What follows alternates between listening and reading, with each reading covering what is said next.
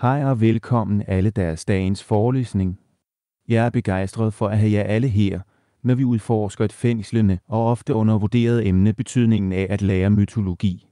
Lad os først overveje, hvad vi mener med mytologi. I sin kerne mytologi til en bare samling af myter, traditionelle historier, der er gået i arv af generationer. Disse historier forklarer ofte fænomenerne, belyser menneskelige oplevelser og indkapsler en kulturs værdier og overbevisninger. I denne præsentation vil vi dykke ned i de mange sideroller, som mytologien spiller i vores liv. Du undrer dig måske, hvorfor tager vi os tid til at studere mytologi i en hurtigt vores moderniserende verden? Svaret ligger i de dybe indsigter, som vi tilbyder os om os selv og vores samfund. Når vi vores gennem foredrag dette, vil vi og dække, hvordan mytologi påvirker forskellige aspekter af vores liv, fra kunst og litteratur til psykologi og uddannelse. Myter til vores forståelse af moral, identitet og den menneskelige erfaring. Disse hjælper med at forme kulturelle normer og give en rig tapet af historier, der resonerer på tværs af tidsrummer. I løbet af denne præsentation vil vi udforske forskellige temaer relateret til mytologi, herunder dens betydning, dens rolle i udformningen af kulturel identitet og dens relevans i det moderne samfund. Vi vil også tage fat på, hvordan mytologi fortsætter med at udvikle sig og tilpasse sig i nutidige sammenhænge i udviklingen af verden omkring os. Jeg inviterer dig til at deltage i hele denne forelæsning. Tænk på dine egne oplevelser med mytologi, enten gennem historier, film eller andre kulturelle udtryk. Overvej, hvordan disse fortællinger påvirker dine perspektiver og værdier. Sammenfattende har denne præsentation til formål at belyse mytologiens vedvarende kraft og opmuntre os alle til at anerkende relevansen i vores liv i dag. Men lad os gå i gang med denne rejse sammen og dykke dybere ind i mytologiens verden. Denne kanal vil blive dedikeret til forskellige akademiske emner som filosofi, litteratur, historie, retorik, sprog, matematik og videnskab. Ideen er at fremme læring i alle emner, der vil give eleverne en godt afrundet uddannelse. Deltag i mig, som jeg giver foredrag om disse interessante emner og mere. Gratis e-bøger og lydbøger er tilgængelige for hver forelæsning. Download gratis e-bøger og / eller lydbøger til hver forelæsning på https://shop Leslika. Vi er forpligtet til at give disse foredrag helt gratis. Hvis du finder dem værdifulde og ønsker at hjælpe os med at fortsætte vores mission, kan du overveje at gøre enten en gang donation på https://shop Leslika eller abonnere for månedlig støtte startende ved kun $2 https://shop Leslika/el/smos. Som primære kilder giver myter direkte indsigt i de gamle folks tankeprocesser, kulturelle praksis og sociale strukturer. De er ikke blot folkeeventyr eller fantastiske historier, i stedet indkapslerer de historiske realiteter og kulturelle paradigmer i deres tid. Undersøgelse af myter gør det muligt for lærte at rekonstruere aspekter af livet, herunder religiøs beliefs. Myter personificerer ofte guddommelige væsener og artikulerer forholdet mellem mennesker og det guddommelige. De tilbyder en lense i, hvordan samfund forstod spiritualitet og det hellige. Sociale strukturer. Myter kan kaste lys over familiehierarkier, kønsroller og magtdynamik i et samfund. For eksempel afspejler de roller og repræsentationer af guder og gudinder ofte samfundsmæssige forventninger og normer. Kulturelle værdier. Gennem fortællinger og arketypiske karakterer afspejler myter de værdier, der er værdsat af en kultur, såsom tapperhed, ære og loyalitet. Et af de primære formål med mytologi er at give forklaringer til universets oprindelse og selve livet. Mange kulturer har skabelsemyter, der forklarer, hvordan verden blev til. For eksempel beskriver den mesopotamiske Enuma Elis skabelsen af verden fra kaotiske farvande, der illustrerer gamle idéer om orden og kaos. Myter forsøger ofte at beskrive naturlige begivenheder. Torden, jordskælv og de skiftende årstider kan tilskrives handlinger af guder eller mytiske skabninger. For eksempel i den antikke græske mytologi var guden Zeus forbundet med torden og blev antaget at kontrollere storme. Sådanne historier afspejler tidlige forsøg på at få mening ud af fænomener, der ellers var uforklarlige. Myter har historisk spillet en afgørende rolle i udformningen af samfundets moralske og etiske rammer. De gav fortællinger, der lærte lektioner om adfærd og konsekvenser. Lektioner og lignende mange myter omfatter moralske lektioner, der tjener som advarende fortællinger. Historien om Ikaros, der fløj for tæt på solen på trods af advarsler, symboliserer faren for hybris og vigtigheden af afholdenhed. Fællesskab og tilhørsforhold, myter, styrker ofte betydningen af fællesskab og kollektiv identitet. De udtrykker fælles værdier og ideologier, der hjælper med at binde individer sammen i et samfund. I deres kerne tjener myter som den historiefortællingsramme, hvorigennem kulturer kommunikerer deres grundlæggende idéer. De er stærke traditionelle fartøjer, der illustrerer, hvordan folk forstår deres eksistens i forhold til hinanden og universet. Myter skal undersøges inden for deres kulturelle kontekst, som omfatter de historiske, sociale og miljømæssige faktorer, der formede dem. Hver myte afspejler ikke kun fantasien af sine skabere, men også de kollektive erfaringer og kampe i sit samfund. Overvej græsk mytologi, som tilbyder et rigt tapet af historier, der fremhæver de gamle græske samfunds værdier og overbevisninger. Ære og tapperhed, disse værdier er altafgørende i mange græske myter. Helte som Achilles og Odysseus eksemplificerer idealerne om styrke, tapperhed og loyalitet. Deres rejser involverer ofte quests, der tester deres mod og beslutsomhed, hvilket afspejler samfundets påskyndelse af heroiske gerninger. Konsekvenser af hybris. De græske myter tjener som advarende fortællinger om farerne ved hybris eller overdreven stolthed. Karakterer som kong Kreon og Ikaros demonstrerer den potentielle nedgang, der følger arrogance og manglende anerkendelse af ens begrænsninger. Ved at vise disse konsekvenser giver græske myter moralske lektioner til deres publikum og understreger behovet for ydmyghed og selvbevidsthed. Myter giver også indsigt i, hvordan forskellige kulturer fortolker kosmos og menneskehedens rolle i den. I mange kulturer afspejler myter troen på en pantheon af guder, der påvirker menneskelige anliggender. For eksempel repræsenterer guder som Vishnu og Shiva i hinduistisk mytologi forskellige aspekter af kosmologi og moral og påvirker, hvordan samfund forstår eksistentielle spørgsmål og formål. Myter illustrerer ofte kampene mellem godt og ondt, kaos og orden, hvilket afspejler den menneskelige erfaring. De prøvelser og trængslinger, som mytologiske karakterer står overfor, kan symbolisere de meget reelle udfordringer, som samfund udholder. Mytologiens indflydelse strækker sig ud over litteratur og historiefortælling. Det former dybt kunst og sociale nummer inden for en kultur. Temaer og figurer af mytologi har inspireret utallige kunstværker, fra gamle skulpturer til moderne film. Den visuelle repræsentation af myter kommunikerer kulturelle værdier og overbevisninger, så samfund kan formidle komplekse idéer gennem billeder og symboler. Myter kan tjene til at styrke sociale normer og moralske koder. De formulerer et samfunds forventninger til adfærd, relationer og retfærdighed. For eksempel styrker historierne om guderne i nordisk mytologi samfundets værdier som ære, loyalitet og modstandsdygtighed over for modstand. Lad os dykke dybere ind i begreberne tidløse temaer, mundtlig tradition og underholdning og eskapisme, som de vedrører mytologi.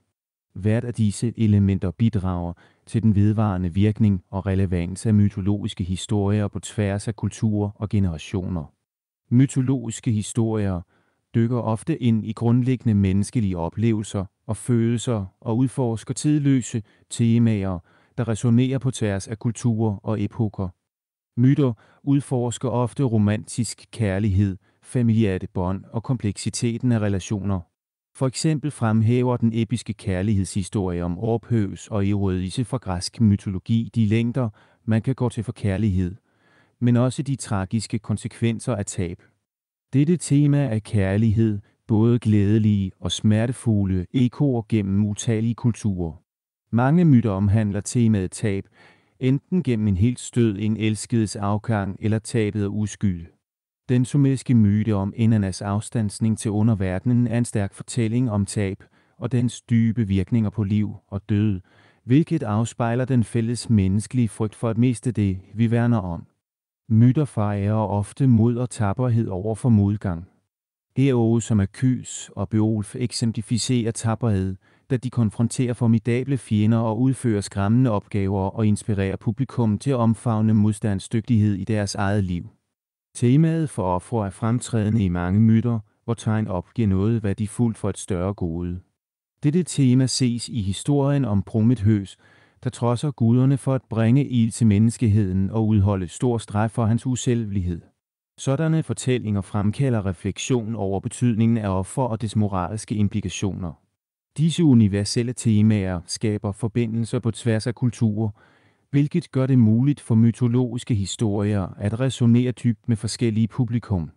Uanset deres oprindelse adresserer de grundlæggende aspekter af den menneskelige erfaring, hvilket gør den evigt relevante. Oral tradition spillede en afgørende rolle i bevarelsen og transmissionen af mytologiske historier. Før indkomsten af skriftligt sprog, samfund stolede på historie for at formidle deres kulturelle fortællinger, værdier og historie. Mytologiske historier formidlede en følelse af fællesskab og fælles identitet. Da de blev overleveret gennem generationer, skabte de bånd blandt samfundsmedlemmer og forstærkede en kollektiv hukommelse af kulturarv. Denne mundtlige tradition tillod samfund at opretholde kontinuitet i deres værdier og overbevisninger. Oral storytelling er i sagens natur tilpasningsdygtig, så fortællinger kan udvikle sig over tid. Da de blev genfortalt, kunne historier ændres for at afspejle skiftende kulturelle sammenhænge, moralske lektioner eller nye sociale realiteter. Denne fleksibilitet hjalp myter med at forblive relevante på trods af transformationer i samfundet. Oral historiefortælling er ofte en fælles oplevelse, der involverer præstationsspekter som rytmer, chants og gestus. Sådanne præsentationer fangede publikum og tilskyndede til aktiv deltagelse og forbedrede dermed den følelsesmæssige virkning af historierne og uddybede deres forbindelse til lytterne. Bortset fra deres moralske og kulturelle betydning, mytologiske fortællinger tjente som en form for underholdning og eskapisme, der tilbyder publikum en pause fra deres hverdag. Mytologiske historier transporterer ofte publikum til fantastiske verdener fyldt med guder, monstre og ekstraordinære eventyr. Denne flugt ind i den fantasifulde rige gør det muligt for lyttere eller læsere at engagere sig i temaer af eventyr og heltemod, der hæver deres ånd og fantasi. Refleksion af virkeligheden, mens myter giver eskapisme, tjener de også som en afspejling af samfundsmæssige realiteter og menneskelige kampe. Publikum kan finde trøst i at se deres udfordringer dramatiseret i mytologiske sammenhænge, så de kan konfrontere og behandle deres oplevelser indirekte. Mytologi har inspireret utallige former for kunstnerisk udtryk fra litteratur og teater til billedkunst og moderne medier.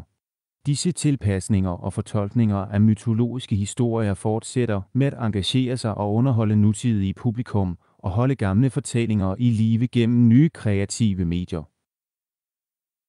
Lad os fokusere på 3 fremtrædende arketyper her hos Jurni, tricksterfigurer og visemænder.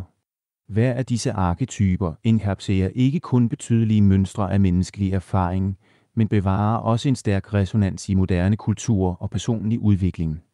Her hos Jurni en fortællende struktur identificeret af lærte Joseph Campbell af en tidløs ramme, der beskriver den transformative søgen foretaget af en helt. Denne arketype er eksemplificeret ved figurer som Achilles, Odysseus og utallige andre i myte og litteratur. Heltens rejse omfatter typisk stadier som opfordring til eventyr, står over for udfordringer, modtager hjælp fra allierede og i sidste ende vender hjem forvandlet. Denne cykliske rejse lægger vægt på personlig vækst, modstandsdygtighed og søgen efter identitet. Heltens rejse fortsætter med at resonere i moderne historiefortælling gennem film, romaner og personlige fortællinger. Karakterer som Katniss Everdeen fra Hunger Games og Harry Potter legemlige de kampe og triumfer af den arketypiske helt. Disse historier inviterer publikum til at reflektere over deres egne udfordringer og forhåbninger og inspirerer dem til at gå i gang med deres veje med vækst og selvopdagelse. Når individer navigerer i deres egne rejser, uanset om de er i karriereudvikling, personlige relationer eller overvinder modgang, tjener her hos Jurni som en påmindelse om, at transformation ofte opnås gennem udholdenhed og selvrefleksering.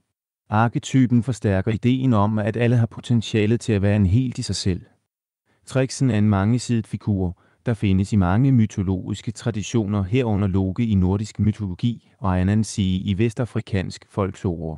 Denne arketype legemliggør ofte snedighed, humor og evnen til at udfordre samfundsmæssige nummer. Tricksters forstyrrer konventioner, sætter spørgsmålstegn ved autoritet og afslører hykleri. De bruger ofte humor og klogskab til at navigere i udfordringer, der fremhæver menneskelige fejl og samfundsmæssige absurditeter. Deres legendenatur inviterer publikum til at se ud over overfladen og reflektere kritisk på etablerede numre.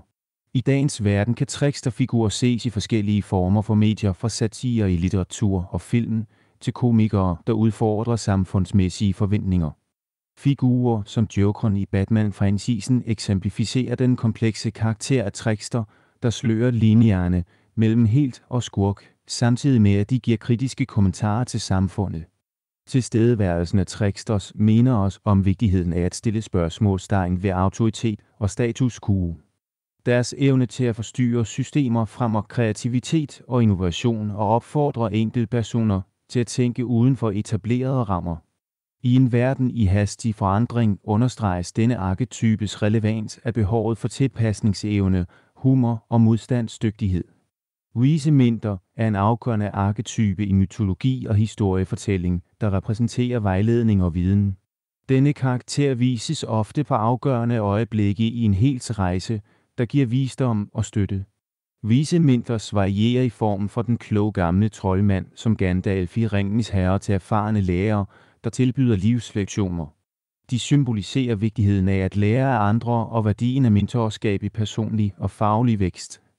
I nutidige indstillinger spiller mentorer en afgørende rolle i udformningen af enkeltpersoners veje, hvad enten det er gennem formelle mentorprogrammer, uddannelsesmæssige indstillinger eller faglige miljøer. De lektioner, der formidles af vise mentors, kan hjælpe enkeltpersoner med at navigere udfordringer, opbygge tillid og udvikle kritiske tænkningskompetencer. Den arketype af vise mentor fremhæver vigtigheden af at søge vejledning og lære af dem med erfaring.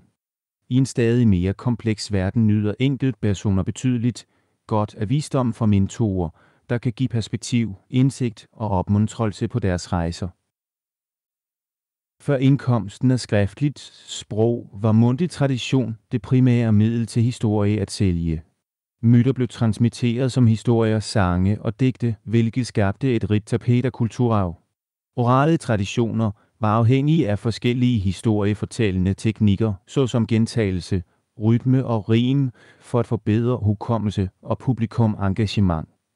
Disse teknikker gjorde det lettere for historiefortællere at huske komplekse fortællinger og for publikum at forstå og dele dem. Myter som en del af mundtlig tradition var afgørende for at videregive viden, værdier og overbevisninger fra en generation til den næste. Historier blev ofte fortalt under fælles sammenkomster, der styrker en følelse af identitet og tilhørsforhold i samfundet. Den mundtlige tradition er i sagens natur flydende, hvilket giver mulighed for variationer og tilpasninger af myter. Som historiefortællere overleverede fortællinger kunne de pynte eller forenkle detaljer i henhold til publikum, social kontekst eller udviklende kulturelle nummer. Denne tilpasningsevne holdt historierne relevante og engagerende over tid. Opfindelsen af at skrive markerede et transformativt øjeblik i bevarelsen af myter og kulturelle fortællinger. Fældesystemer tillod myter at blive registreret og bevare dem for fremtidige generationer med større nøjagtighed. Denne udvikling gjorde det muligt at opretholde integriteten af historier over tid, hvilket reducerer indflydelsen af den menneskelige hukommelses begrænsninger. Skriftligt sprog lettede udbredelsen af myter ud over lokalsamfund. Tekster kunne kopieres og deles på tværs af store afstande, hvilket gør det muligt for et bredere publikum at engagere sig i disse grundlæggende fortællinger. Skrivning demokratiserede adgang til kulturelle historier, fremme af interregionale kulturelle udvekslinger. Handlingen med at optage myter bidrog til udviklingen af sproget selv. Som myter blev transkriberet, bevæget i ordforråd, syntaks og stilistiske udtryk, som har konsekvenser for udviklingen af litteratur og kommunikation som helhed. Mytologi spillede en central rolle i udformningen af forskellige litterære former, der påvirker udviklingen af episke digte, skuespil og romaner. De rige fortællinger om myter inspirerede nogle af de tidligste episke digte, såsom med Iliad og Odyssey af Homer. Disse værker bevarede mytologiske historier inden for poetiske strukturer, der kombinerer lyrisk udtryk med narrativ dybde. Sådanne epos underholdt ikke kun, men også formidlede moralske lektioner, kulturelle værdier og historiske beretninger. Myter var grundlæggende for udviklingen af skuespil, især i det gamle Grækenland. Skuespillerne af dramatremønter som Aeschylus, Sophokles og Euripides trak stærkt på mytologiske temaer og tegn. Forspillet af myte og drama tillod publikum at udforske komplekse menneskelige følelser og oplevelser, hvilket gør mytologi et væsentligt aspekt af teatralsk udtryk. Mytologiens indflydelse strækker sig til moderne litterære former, herunder romaner. Forfattere som James Joyce, der indarbejdede mytiske strukturer i værker som Ulysses, og nutidige forfattere, der genfortolkende myter i moderne sammenhænge, viser den varige arv af mytiske fortællinger i litteraturen. Disse tilpasninger og genopfindelsen giver nye generationer mulighed for at engagere sig med tidløse temaer inden for nutidige rammer. Lad os udforske mytologiens dybe indflydelse på kunst, musik og populærkultur. Mytologiske fortællinger har ikke kun fascineret publikum i århundreder, men har også givet en rig kilde til inspiration for utallige kunstnere, musikere og filmskabere på tværs af forskellige medier. Billederne forbundet med mytologiske figurer har været en heftig klammer af billedkunst, især i vestlig tradition. Kunstnere som Botticelli, Raphael og Michelangelo skabte ikoniske stykker, der skildrer græsk og romersk mytologi, såsom Botticellis Venusfødsel. Sådanne kunstværker tjener ikke kun til at repræsentere skønheden i emnerne, men også for at udforske dybere temaer af kærlighed, skønhed og dødelighed. Mytologiske fortællinger indeholder ofte rige symbolik, som kunstnere bruger til at formidle komplekse idéer og følelser. For eksempel symboliserer skildringen af Athena, visdommens gudinde, ofte intellektuel forfølgelse og dyd, mens billedet af Ikaros, der fløj for tæt på solen, advarer mod hybris. Disse symbolske foreninger giver dybde til kunstværker og giver mulighed for mange facetterede fortolkninger. Nutidige kunstnere fortsætter med at hente inspiration fra mytologien. For eksempel indarbejdede kunstnere som Salvador Dali og Max Chagall mytologiske temaer i deres surrealistiske værker og præsenterede tidløse historier på innovative måder, der resonerer inden for rammerne af det moderne liv. Mytologiske temaer har stærkt påvirket klassisk musik, især gennem opera og ballet. Historien om Orpheus og Eurydice er mest kendt fanget i Glucks opera og senere i Berlioz' fortolkning, der viser de følelsesmæssige og tragiske aspekter af kærlighed og tab. Denne mytes centrale tema, musikkens kraft, understreger den transformative indflydelse kunst kan have på menneskelig erfaring. Mytologi kan også ses i orkesterkompositioner.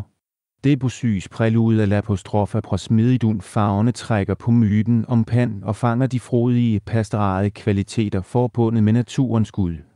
På samme måde fremkalder Richard Strauss også Spir Zarathustra temaer i Nietzsches filosofi, flettet med mytologiske og kosmiske idéer. Mytologiens indflydelse gennemsyrer også moderne musikgener. Bands og kunstnere fra Led Zeppelin til Hozier indeholder ofte mytologiske referencer i deres tekster og udforsker temaer om kærlighed, skæbne, dødelighed og eksistentialisme. Sådanne tilpasninger holder mytologiske historier i live i moderne kultur, så lytterne kan engagere sig i disse ældgamle temaer på ny. Mytologiske fortællinger er blevet en fremtrædende kilde til manuskriptforfattere og instruktører. Film som Clash of the Titans, Troy og Thor tilpasser gamle fortællinger til moderne publikum og genfortolkes dem gennem moderne linser, samtidig med at de bevarer deres kernetemaer. Disse tilpasninger udforsker ofte helte mod konflikt og moralske dilemmaer, der er velkendte for både gamle og moderne publikum. Disneys Hercules, mens slet introducerer seerne til græsk mytologi, så publikum, især børn, kan engagere sig med disse gamle historier. Sådanne tilpasninger forenkler komplekse fortællinger, men bevarer væsentlige temaer om mod identitet og kampen mellem godt og ondt. Mytologi spiller også en rolle i tv, som det ses i serier som Amerikanske guder og guder i Egypten, der udforsker og udvider mytologiske rammer inden for rammerne af det moderne samfund. Disse fortællinger udfordrer seerne til at overveje, hvordan gamle overbevisninger og historier fortsætter med at påvirke moderne kultur. Den varige karakter af mytologi i kunst, musik og populærkultur understreger den fælles menneskelige oplevelse. Myter giver et fælles sprog, hvorigennem forskellige kulturer kan engagere sig i universelle temaer, kærlighed, tab, heltemod og moral. I en verden i hastig forandring tilbyder mytologi et middel til enkeltpersoner og samfund til at udforske identitet og mening. Ved at genbesøge disse ældgamle historier, kunstnere, musikere og filmskabere får publikum til at reflektere over deres værdier, overbevisninger og plads i universet. Moderne fortolkninger af mytologiske fortællinger tjener ofte som sociale kommentarer og adresserer nutidige problemer gennem linsen af gamle fortællinger.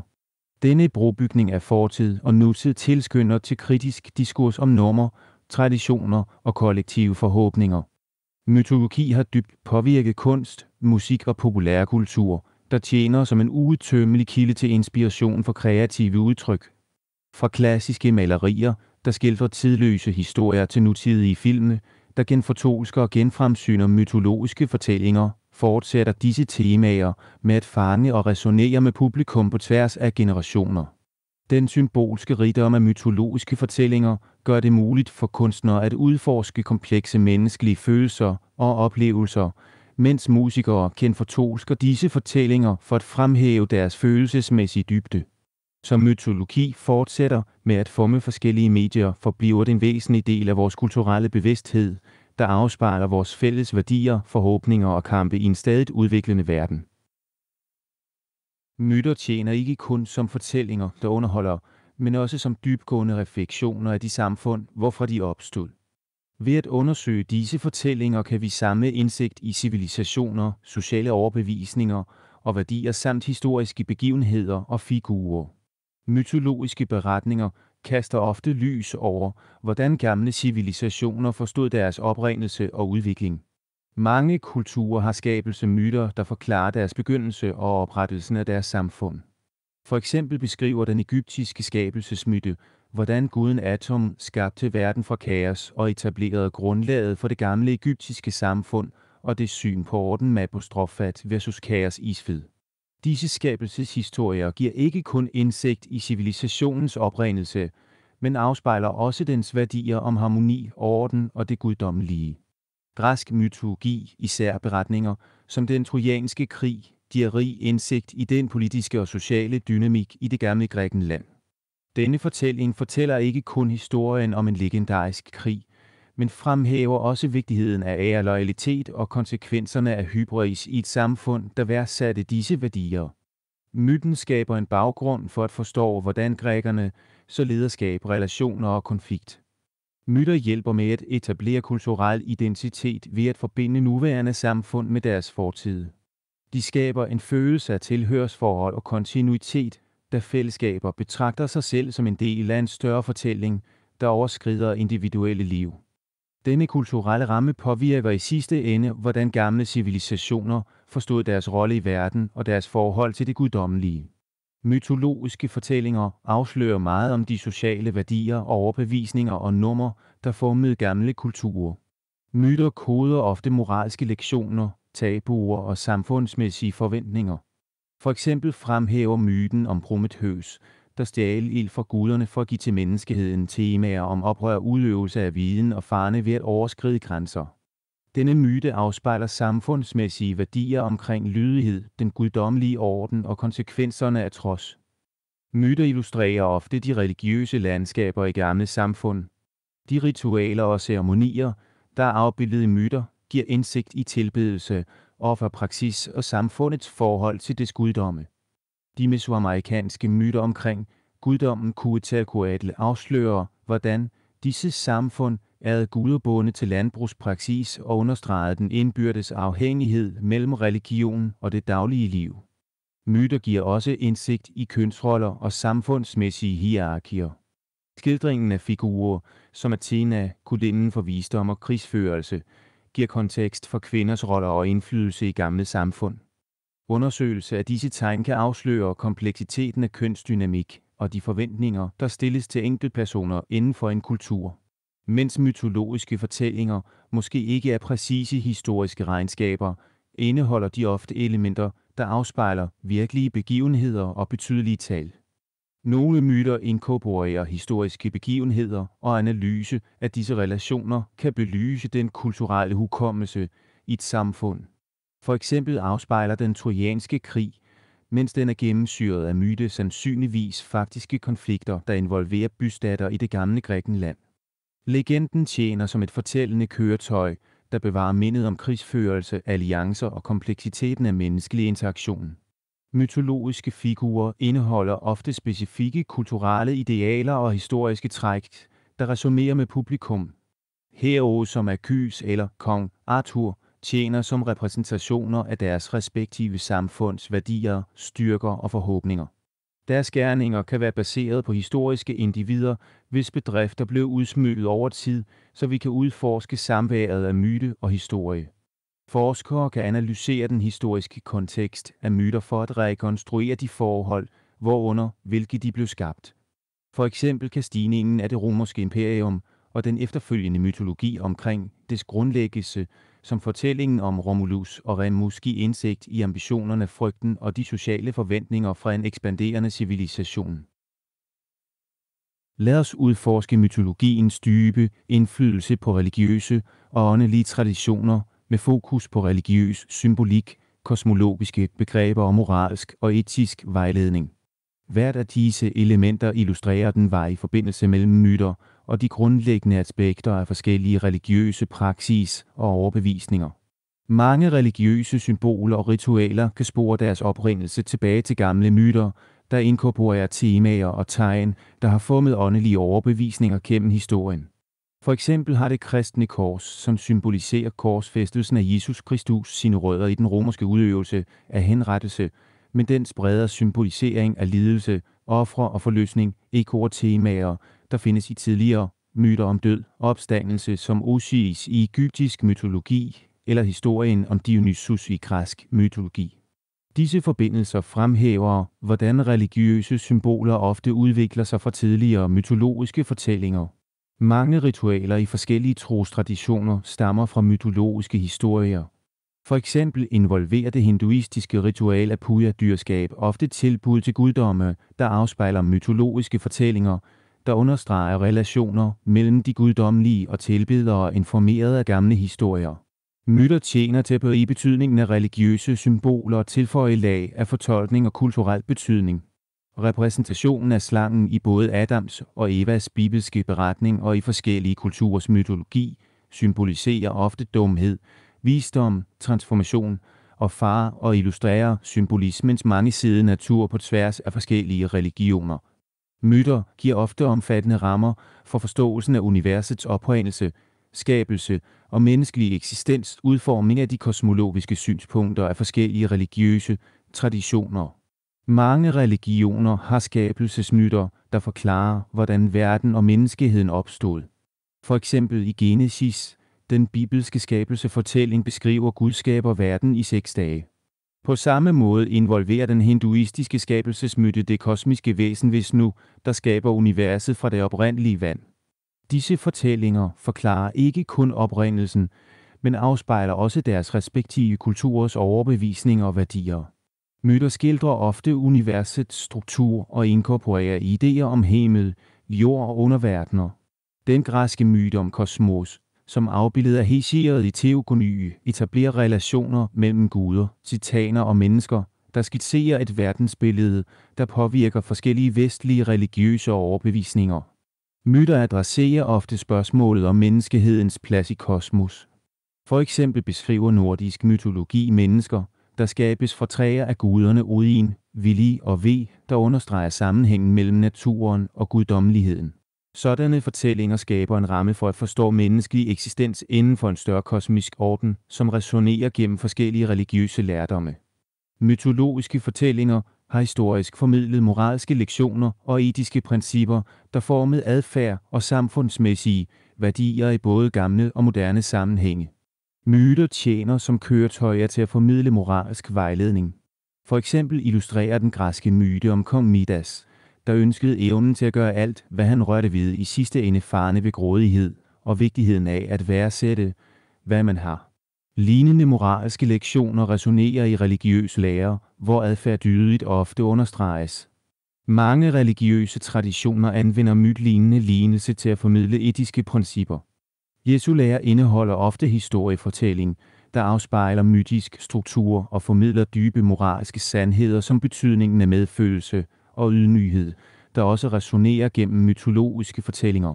Komparativ mytologi fremhæver de etiske temaer, som tværkulturelle myter deler, såsom betydningen af fællesskab, familie, gæstfrihed og retfærdighed. Dette fælles grundlag giver mulighed for tværlegatisk dialog og forståelse, hvilket viser, at mange religiøse traditioner på trods af forskelle tilbyder lignende moralsk vejledning i myte. Komparativ mytologi er studiet af de fælles temaer, fortællinger og motiver blandt forskellige mytologiske traditioner, der afslører de universelle elementer i menneskelig erfaring. Ved at analysere myter fra forskellige kulturer identificerer forskere universelle temaer, såsom skabelse, oversvømmelse, genfødsel og heltens rejse, der gentager sig på tværs af traditioner. For eksempel kan historien om en stor oversvømmelse findes i både Mesopotamian Epic of Gilgamesh og bibelske beretninger Noahs ark, der afspejler fælles bekymringer om menneskeheden, moral og guddommelig dømmekraft. Studiet af komparativ mytologi afslører, hvordan kulturer påvirker hinanden gennem udveksling af myter og historier. Historiske interaktioner, såsom handel, erobring og kolonisering, førte ofte til blanding og tilpasning af mytologiske temaer, berigende religiøse traditioner og historiefortælling. Som studerende og lærte af mytologi engagerer sig i komparativ mytologi, kan nye fortolkninger af velkendte historier dukke op. At forstå, hvordan forskellige kulturer kæmper med lignende spørgsmål om eksistens, moral og det guddommelige, fremmer en større forståelse af den fælles menneskelige oplevelse. Lad os udforske det fascinerende felt af komparativ mytologi, som giver indsigt i lighederne på tværs af kulturer, med fokus på fælles temaer, tværkulturelle forbindelser og virkningen af kulturel udveksling. Denne udforskning afslører, hvordan forskellige mytologier rundt om i verden ikke kun afspejler unikke identiteter, men også fremhæver fælles menneskelige oplevelser og sandheder. På trods af de store geografiske og kulturelle forskelle mellem samfund deler mange myter verden over grundlæggende temaer, der afspejler fælles menneskelige spørgsmål og erfaringer. Næsten enhver kultur har sin egen skabelsesmyte, der forklarer, hvordan universet og menneskeheden blev til. For eksempel Genesis skabelse i jødisk-kristne traditioner beskriver Gud skaber verden i 6 dage, der kulminerer i skabelsen af menneskeheden. Den hinduistiske skabelsesmyte fortæller ofte om Vishnu, der skaber verden fra det kosmiske hav og understreger cyklusser af skabelse og ødelæggelse. Disse variationer omhandler ofte lignende temaer om kaos, der giver plads til orden og det guddommelige indgydede formål i skabelsen. Arketypen på heltens rejse, hvor en hovedperson går i gang med et eventyr, står over for prøvelser, modtager hjælp og i sidste ende vender tilbage, kan findes på tværs af kulturer. Herkules i græsk mytologi, der går i gang med hans 12 arbejder, afspejler universaliteten af heroiske kunst. På samme måde følger Odysseus besværlige rejse hjem og paralleller historier som kom Arthur og Fimacool i Celtic lore. Disse fortællinger illustrerer de universelle erfaringer med kamp, vækst og søgen efter identitet. Mange myter udforsker konflikten mellem godt og ondt, der ofte personificerer disse kampe gennem guder, helte og monstre. I zoroastrianismen tjener den evige kamp mellem Ahura Mazda god og Ankar Mani ondskab til at forklare moralske valg. På samme måde er den dualistiske kamp et centralt tema i mange nordiske myter, især legemifiseret af konflikten mellem guderne og giganter, Jotuns. Dette tilbagevendende tema afslører, hvordan forskellige kulturer konceptualiserer moral, etik og eksistensens natur. Undersøgelse af disse ligheder hjælper med at belyse den fælles menneskelige oplevelse og det universelle ønske om at forklare verden omkring os. Myter adresserer ofte grundlæggende menneskelige oplevelser, fødsel, død, kærlighed og konflikt, der overskrider kulturelle grænser. Ved at studere disse delte fortællinger anerkender vi, at forskellige kulturer kæmper med lignende eksistentielle forespørgsler. Tilstedeværelsen af fælles temaer i forskellige mytologier giver enkeltpersoner mulighed for at udforske deres identiteter i forhold til andre. Ved at anerkende fælles historier kan folk værdsætte deres egne kulturers indviklinger, mens de finder fælles fodfæste med andre. De moralske lektioner, der stammer fra myter, tilpasser sig ofte på tværs af kulturer på trods af forskellige sammenhænge. For eksempel findes advarende fortællinger om stolthed og grådighed i både vestlige som Aesops fabler og østlige som buddhistiske Jataka-fortællinger, traditioner, der fremhæver en kollektiv moralsk ramme, der styrer forskellige samfund. Kulturel udveksling har spillet en væsentlig rolle i udformingen af mytologier, der afslører, hvordan kulturer har påvirket hinanden gennem historien. Som samfund indtaget gennem handel, erobring eller migration udvekslede de ofte myter og historier. For eksempel resulterede den hellenistiske periode i betydelig kulturel udveksling mellem græske og østlige middelhavskulturer, hvilket førte til indarbejdelse af østlige mytologiske elementer i græsk tradition. Krydskulturelle tilpasninger viser, hvordan myter udvikler sig over tid. Epic of Gilgamesh rodfæstet i sumerisk mytologi, påvirkede senere vestlige litterære traditioner herunder den hebraiske bibel og homeriske episke. I moderne tid cirkulerer myter og historier globalt gennem medier, litteratur og kunst. For eksempel illustrerer udbredelsen af Hollywood tilpasninger af mytologiske fortællinger, som dem fra nordisk og græsk mytologi, hvordan gamle fortællinger genfortolkes til nutidige publikum og fremmer en fælles kulturel samtale. Hver af disse skabninger legemliggør rige fortællinger og kraftfulde temaer, der afspejler menneskelig erfaring, overbevisninger og værdier. Fuld Fønix. Symbol på genfødsel og transformation. Fønix er en mytisk fugl, der ofte skildres som sprængfyldt i flammer og bliver fortæret af ild, kun for at stige op på ny fra sin aske. Denne fortælling er forankret i forskellige kulturelle traditioner, herunder egyptiske, græske og asiatiske mytologier. Fønixen er et stærkt symbol på fornyelse og regenerering. Den cyklus af død og genfødsel afspejler ideen om, at slutninger kan føre til nye begyndelser. Denne forestilling resonerer dybt i forskellige menneskelige erfaringer, især med personlig vækst, helbredelse og transformation. Fønixen legemliggør troen på eksistensens cykliske natur og understreger, at livet er en kontinuerlig proces med forandring og fornyelse. Denne symbolik kan ses i mange kulturelle og åndelige overbevisninger, der er den transformative kraft af død og genfødsel.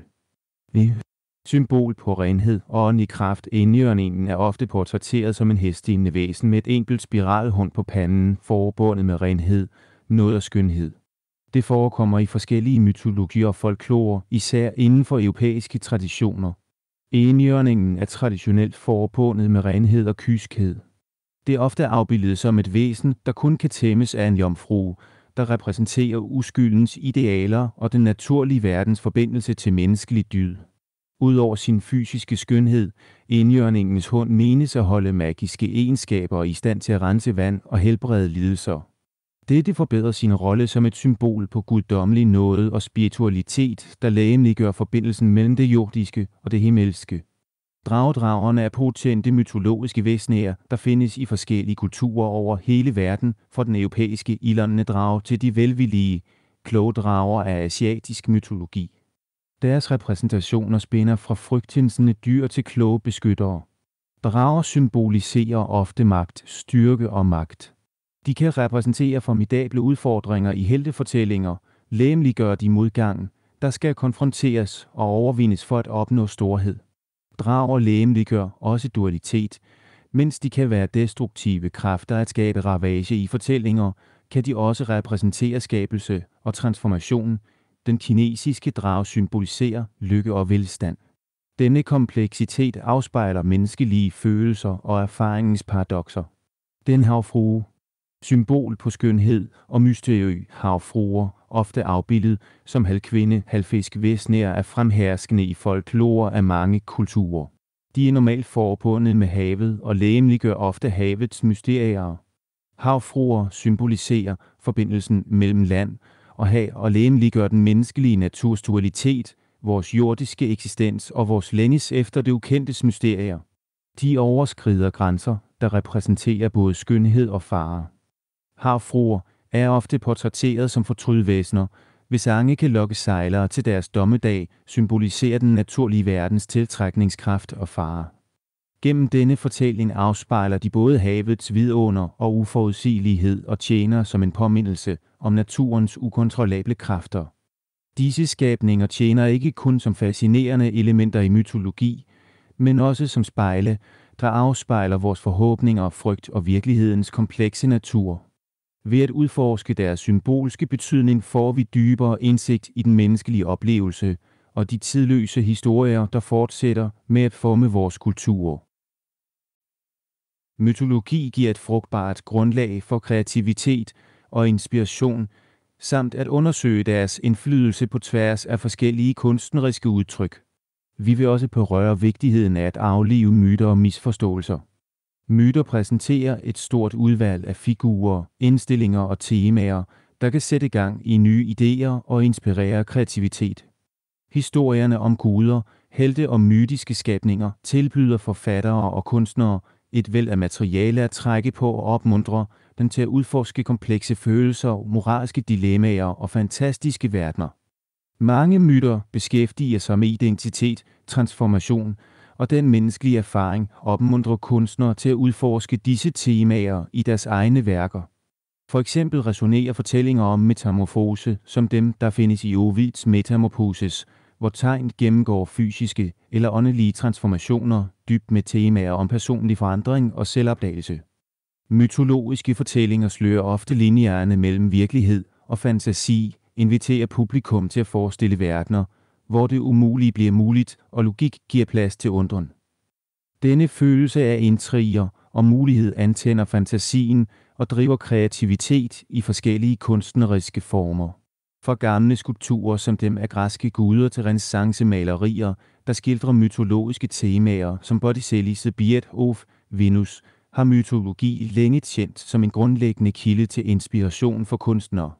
Disse kunstværker formidler ikke kun æstetisk skønhed, men også komplekse fortællinger, der udforsker menneskelige følelser og værdier. Myter har været integreret i udviklingen af litteratur gennem historien. Episke digte som Homers ved Iliad og Odyssey etablerede narrative traditioner, der fortsætter med at informere historiefortællingsteknikker i dag. Moderne forfattere henter inspiration fra mytologiske temaer og arketyper til at udforme deres egne fortællinger, hvilket afspejler universelle menneskelige oplevelser. Mytologi har også påvirket komponister og dramatisere. Operaer, balletter og moderne musicals tilpasser ofte mytologiske historier, så publikum kan engagere sig i disse temaer gennem musik og performance. Wagners Ringcykle, baseret på nordisk mytologi, eksemplificerer denne syntese af myte og musikalsk kunst. I dag fortsætter moderne litteratur og film med at trække stærkt på mytologiske temaer. Arbejder som Neil Gaimans Amerikanske guder og Rick Riorans Percy Jackson og Olympian-serien genfortolker gamle myter for det moderne publikum og fusionerer tradition med nye perspektiver på identitet, kultur og samfund. Indflydelsen af mytologi er også tydelig i visuelle medier, herunder videospil, der inkorporerer mytologiske fortællinger som God of War, som trækker stærkt fra græske og nordiske myter. Disse medier inviterer spillere til at udforske rige historier og figurer formet af gamle legender. Forskellige genrer herunder fantasy og science fiction låner ofte fra mytologiske arketyper, så skaberne kan udforske fantasifulde og komplekse temaer, mens de engagerer sig i gamle fortællinger.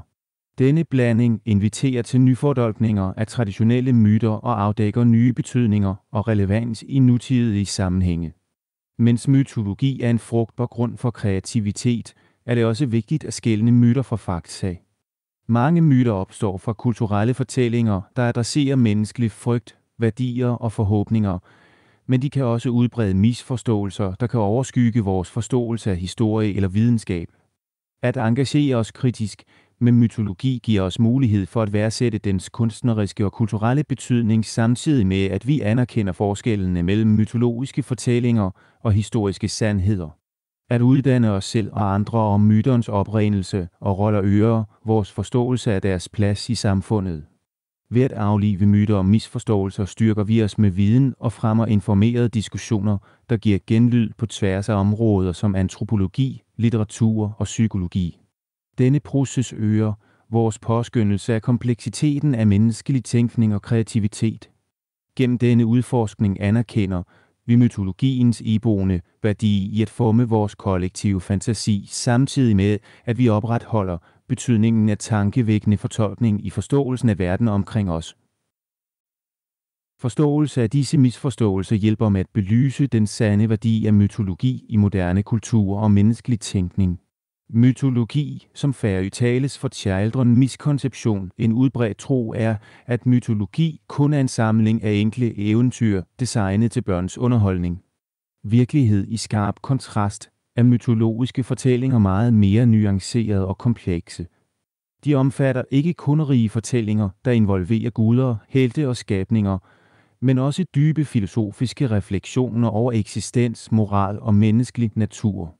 Myter adresserer ofte alvorlige temaer som skabelse, død, kærlighed, forræderisk og kosmisk orden, som er langt fra de forenklede moralske lektioner, der findes i typiske børns eventyr.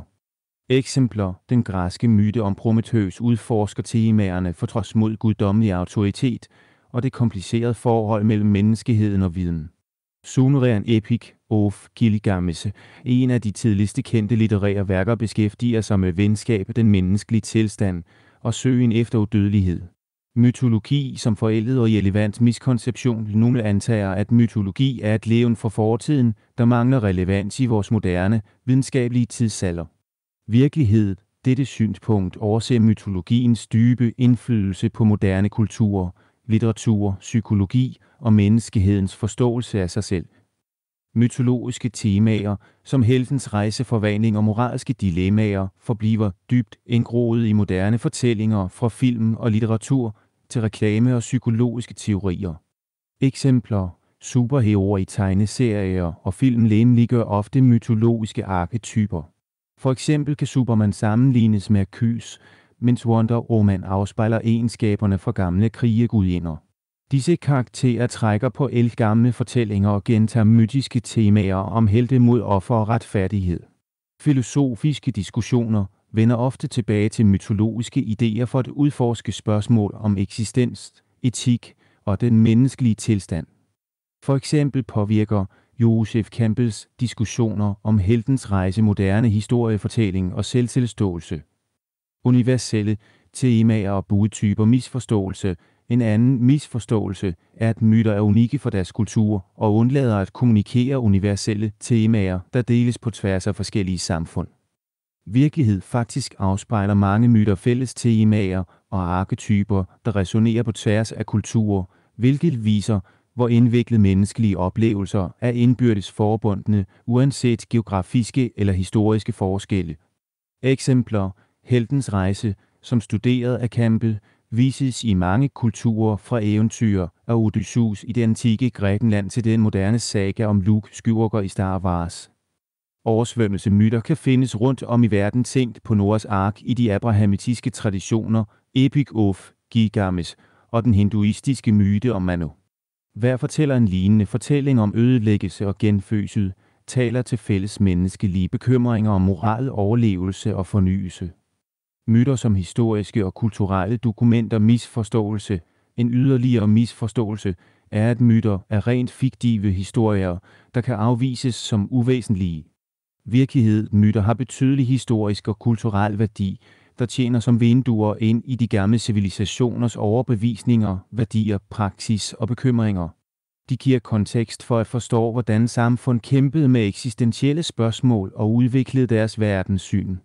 Eksempler: egyptiske myter, såsom historien om Osiris, illustrerer gamle egyptiske overbevisninger om døden og efterlivet, fremhæver deres værdier omkring moral og orden med apostrofat i samfundet. De nordiske myter om Ragnarok, verdens ende, afspejler de kulturelle holdninger til skæbnens uundgåelighed og æren af krig og ethos, der udhulede vikingesamfundet.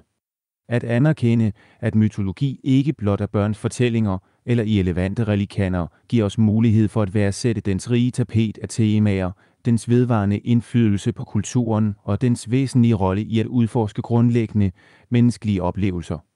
Myter er indviklende historier fyldt med symbolik og dybe filosofiske indsigter, der giver værdifulde lektioner om den menneskelige natur og samfundsmæssige værdier. Langt fra at være forældede mytologiske temaer og arketyper fortsætter med at resonere i moderne historiefortælling, der giver rammer, hvorigennem vi forstår heltemod, moral og identitet. Myter tjener som vigtige historiske dokumenter, der afspejler de værdier og overbevisninger i de civilisationer, der skabte dem og tilbyder lektioner, der forbliver relevante i dag. Der er nogle praktiske anvendelser af mytologisk viden på tværs af forskellige domæner, der specifikt fokuserer på lederskab og problemløsning, forståelse af menneskelig adfærd og kreativitet og historietælling. Hvert af disse områder fremhæver den varige relevans af myter i udformningen af vores tilgang til forskellige aspekter af livet og menneskelig interaktion. Mytologiske fortællinger skildrer ofte helte, der konfronterer formidable udfordringer og modstandere. Ved at analysere deres tilgange kan moderne ledere udtrække værdifuld indsigt i effektivt lederskab og problemløsning, herunder modstandsdygtighed, tilpasningsevne og strategisk tænkning. Eksempel: historien om Odysseus i Odyssey viser hans opfindsomhed og snedighed, da han står over for forskellige forhindringer på sin rejse hjem. Hans evne til at inspirere loyalitet blandt hans besætning og tænke kreativt om løsninger på problemer, som at udtænke en plan for at flygte fra Cyklops, tjener som en værdifuld model for moderne ledere. Myter illustrerer ofte vigtigheden af udholdenhed og den vækst, der opstår ved at navigere modgang. Ledere kan lære at konfrontere kriser, afbøde konflikter og komme stærkere ud af udfordringer ved at forstå disse fortællinger. Eksempel er Kyst, der har til opgave at fuldføre de 12 arbejder, eksemplificerer beslutsomhed i at stå over for tilsyneladende opstigende udfordringer. Hans rejse illustrerer, at ægte lederskab ofte indebærer at blive udsat for frygt og tvivl, samtidig med at man opretholder en klar vision og formål. Myter dykker ind i kompleksiteten af menneskelige følelser, ønsker og frygt. Ved at studere disse fortællinger kan vi få dybere indsigt i vores egne motivationer og adfærd, fremme større empati og forståelse af andre. Eksempel: overvej myten om Psyche og Eros, som udforsker temaer af kærlighed, tillid, jalousi og personlig vækst. Analyse af Psyches rejse afslører, hvordan samspil af stærke følelser kan forme beslutninger og relationer, hvilket fremhæver vigtigheden af sårbarhed, empati og selvopdagelse i menneskelige oplevelser. Forståelse af tegn og situationer inden for myter kan lette øget selvbevidsthed og empati over for andre. Dyrkning af disse kvaliteter er afgørende i personlige og faglige omgivelser. Eksempel: historien om kong Midas, der lærer de barske konsekvenser af hans grådighed, lærer værdifulde lektioner om empati, konsekvenserne af ens valg og vigtigheden af ydmyghed. Ved at studere myter som denne kan enkeltpersoner reflektere over deres værdier og anerkende virkningen af deres handlinger på andre. Imaginativ tænkning. Myter er rige på fantasifulde historier, symbolik og metaforer, der stimulerer kreativ tænkning. At engagere sig i disse fortællinger kan vække inspiration og tilskynde til innovativ problemløsning. Eksempel: de fantastiske elementer i myter, som kodes fra skiftende evner i native amerikan, folklore, eller de mange transformationer i Ovids Metamorphoses, kan inspirere kunstnere, forfattere og skabere til at skubbe grænserne for deres egen historiefortælling og kunstneriske udtryk. At studere strukturer og elementer af myter kan forbedre historiefortælling færdigheder, som er afgørende på forskellige områder, herunder erhvervslivet, uddannelse og kunst.